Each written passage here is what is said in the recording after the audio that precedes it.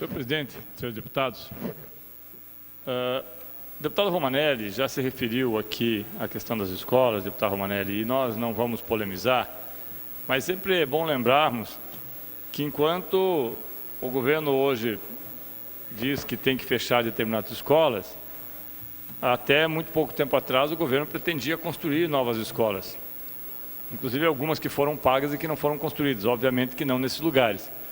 Mas é que se perguntasse o planejamento que o governo faz, não está tendo problemas. Porque se você não tem, no início do ano, o número de alunos suficientes para mantê-los dentro de uma sala, e em outras escolas você tem alunos mais do que suficientes para que as escolas tenham, em algumas salas, até 40, 50 alunos, alguma coisa está acontecendo errado. Eu acho que é melhor que nós, a semana que vem, possamos fazer um pedido de informações, como disse aqui também o deputado Nereu, e aguardarmos uma informação razoável do governo, para não ficarmos nessa história de fecha essa, não fecha aquela, o deputado da região A ou da região B briga para que a sua escola não seja fechada, e aí fica uma situação muito delicada, porque o critério, deputado Romanelli, para fechar a escola de Maringá é o mesmo critério que está sendo utilizado para fechar a escola de Irati. Se nós não estivermos enganados, e ambas são necessárias, doutor Batista, ambas são necessárias. A de Maringá, por razões que já foram explicitadas aqui, e a de Irati, por razões também que a população já explicitou. Nós vamos, nesse período agora, nos próximos dias, buscar informações que sejam bastante, eu diria, bastante seguras de Irati, para que possamos fazer esse debate à luz da razão e que não fiquemos apenas com afirmações que estão sobrando, salas de aula, estão vazias, porque senão nós vamos ficar num debate emocional que não nos levará a nada. Eu falava, o deputado Romanelli estava, Vossa Excelência não pôde ouvir porque estava atendendo outro deputado, mas as razões que levaram o governo do Estado e a secretária a propor o fechamento da escola de Maringá são as mesmas que levaram o fechamento de Irati, ou são próximas também. Se Maringá mantém a sua escola, obviamente, e por razões que eu já falei aqui, que entendo serem justas, obviamente também nós vamos buscar fazer da mesma forma com Irati. Senhores deputados, eu não vou aqui entrar no debate que foi feito hoje, porque não é o caso, a respeito do pronunciamento tanto do deputado Traiano como de outros deputados, porque acho que esse já é um assunto superado.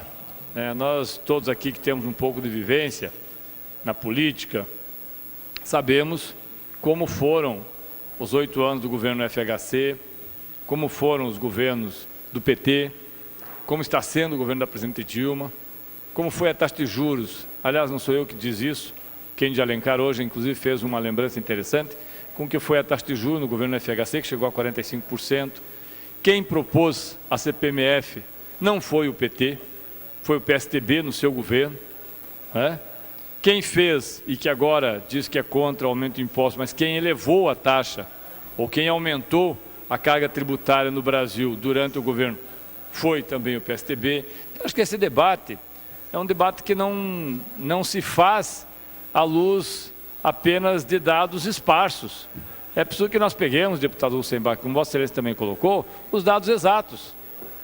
A privatização de todo o patrimônio brasileiro, por razões que podem ter sido naquele momento justificadas pelo presidente Fernando Henrique, mas o patrimônio brasileiro que foi privatizado todo, as elétricas, as telefônicas, a rede ferroviária, as rodovias pedagiadas, os bancos estaduais, a Vale do Rio Doce, a CSN, todo o processo petroquímico, foi no governo Fernando Henrique Cardoso. São trilhões de dólares que foram entregues a preço de banana, porque dizia-se que o mercado não tinha condições de absorver com um valor maior. Então, acho que são dados que não adianta, é uma discussão ideológica, claro que é uma discussão ideológica. Aí deve ser levado realmente como uma discussão ideológica. Se nós formos trazer números, nós vamos sempre trazer os números que nos foram favoráveis. E o PSDB vai levar os seus números que são favoráveis a eles. É normal, é do processo.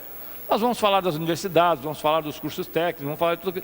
Mas eu acho que esse debate é um debate, às vezes, um pouco estéril. Porque deixa de ter um cunho racional e passa a ser panfletário. E aí não ajuda em nada.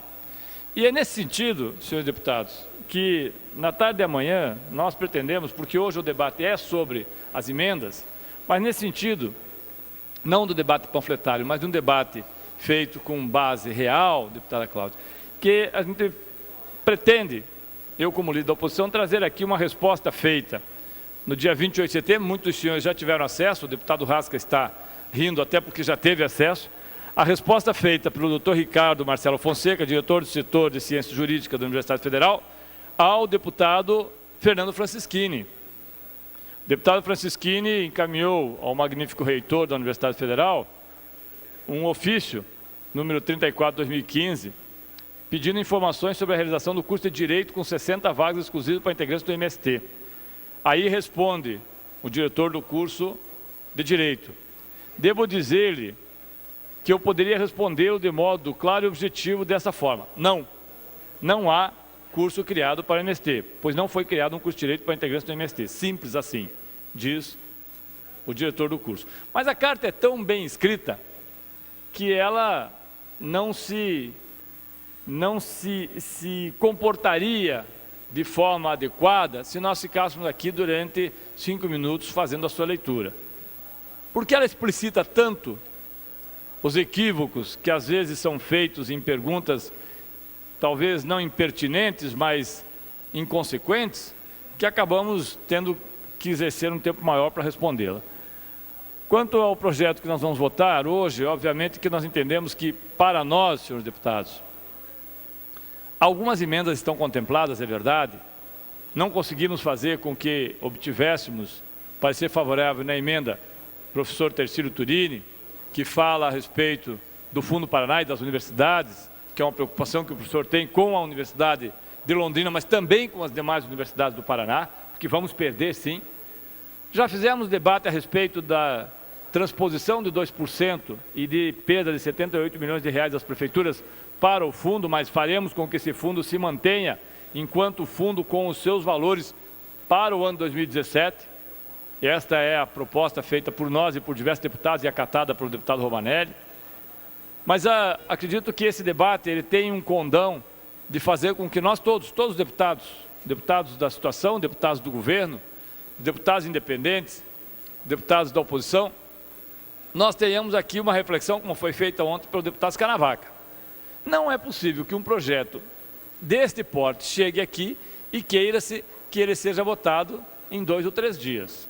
A cada dia que passava, se encontravam, e o deputado Francischini, inclusive, foi uma das pessoas que fez a leitura do projeto, encontrou falhas no projeto, que puderam ser corrigidas.